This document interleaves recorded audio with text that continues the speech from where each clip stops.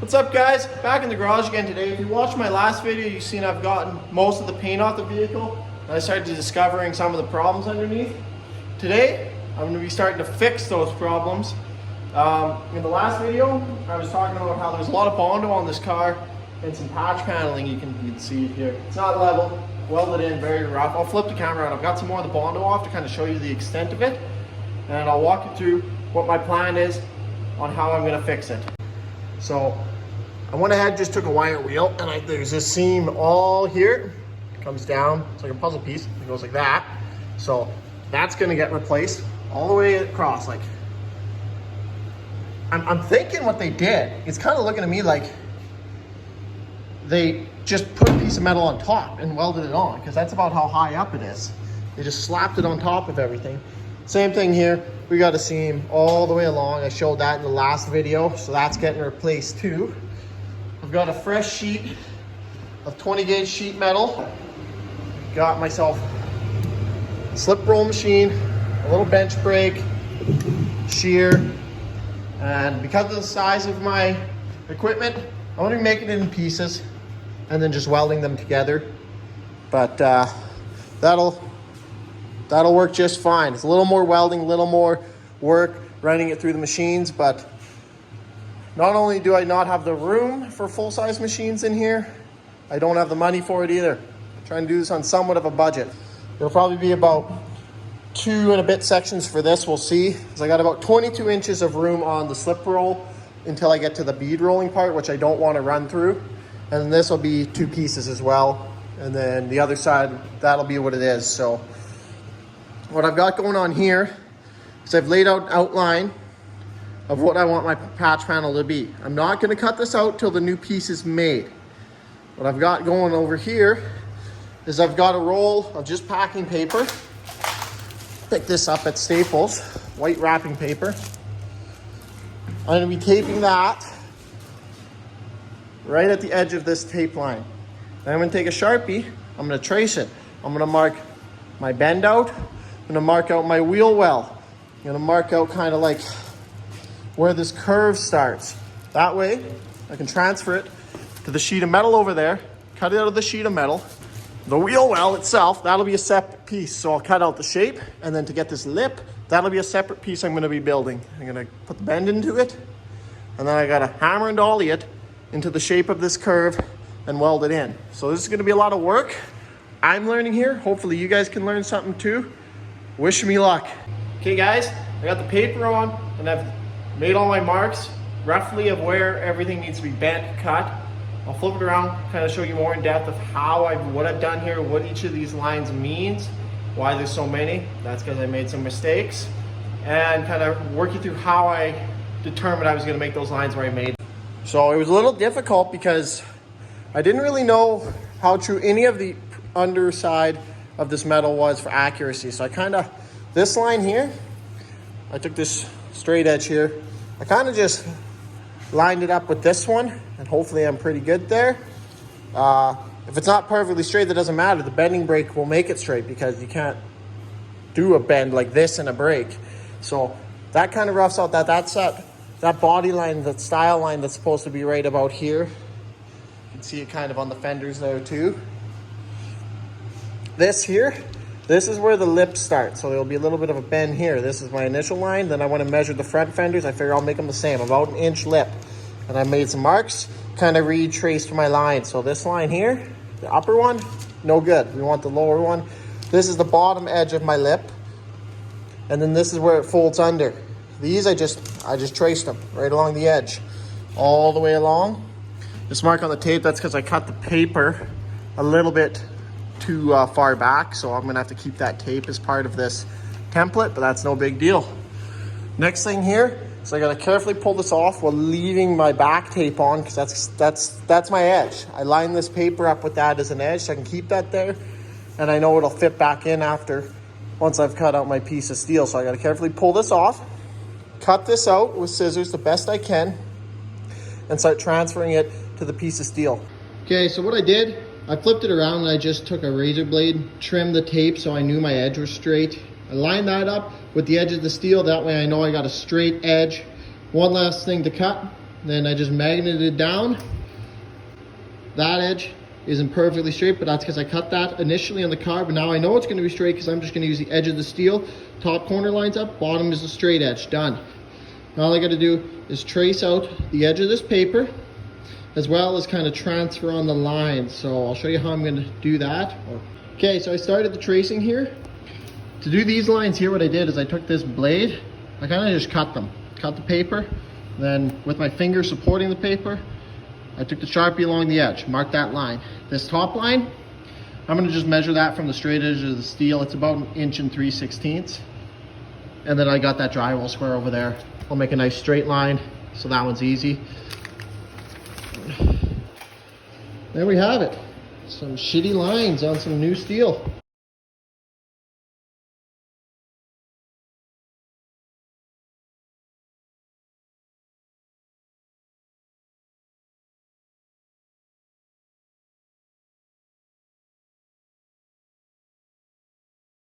All right, guys, got the piece cut out.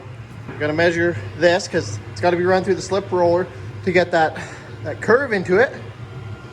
I gotta measure how wide I am from here to here. I think it was about 22 and something. And I gotta divide this up into the most equal sections I can because I don't want to have a piece that's like a little sliver, right? So we're gonna try and do the best we can. Okay, so I've gone ahead and ran the front piece and the rear piece through the slip roller. I just cut a piece of steel here to kind of figure out how to use and how to set it up roughly, kind of get my curves close.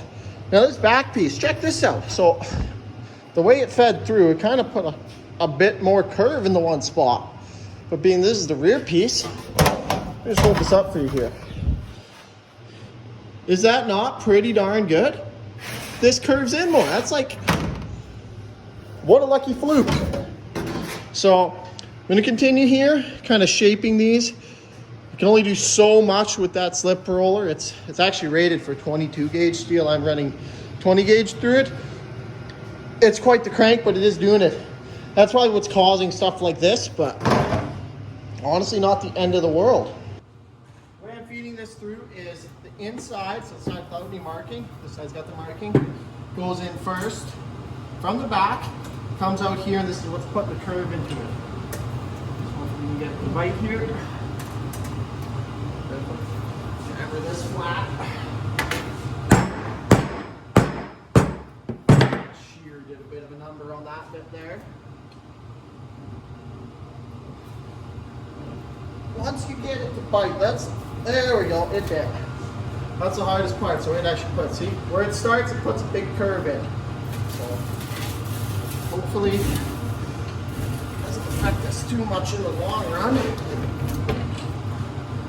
don't know if you can see there's a bit of curve to that. The nice thing is, this is the part that gets folded over into the fender well anyway, so it's kind of good that it's sacrificing that there.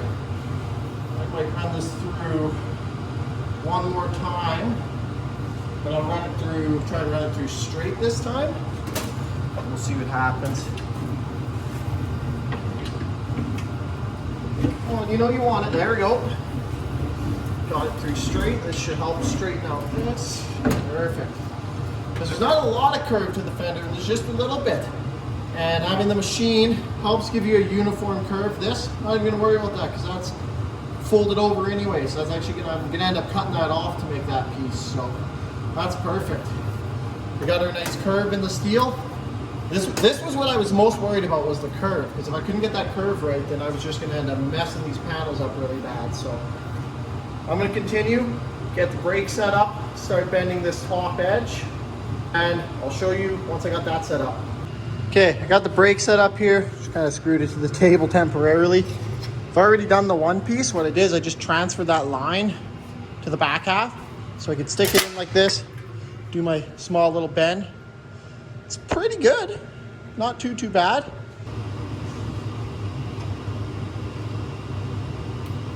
And if I had better security, that would also be really good.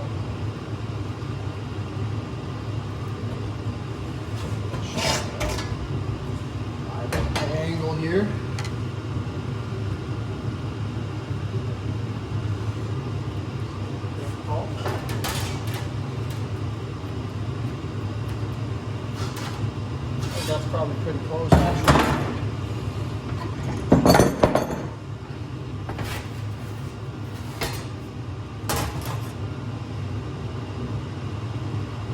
Yeah, I'm liking that.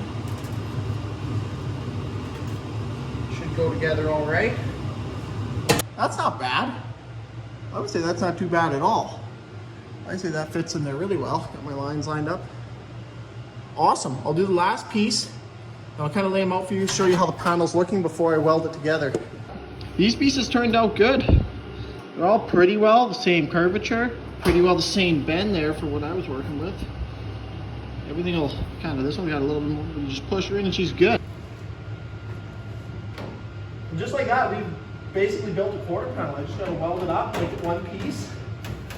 And then from there, I can finish all the curving I need to do, all the shaping. Once it's on, getting on the car, I can hold it into place and kind of bend it to where it needs to go. Okay guys, so I figured out how I'm doing this lip now. I'll kind of explain to you what I did to get to the point of where I am now. Still got the center section to put in. A lot of hammer and dollying trying to get this portion of the lip as close as I can get it. So there'll be a little more yet too before I fully weld this in probably. But I'm pretty happy with it for the tooling I have available to me and never having done this before. So I took this over to the car.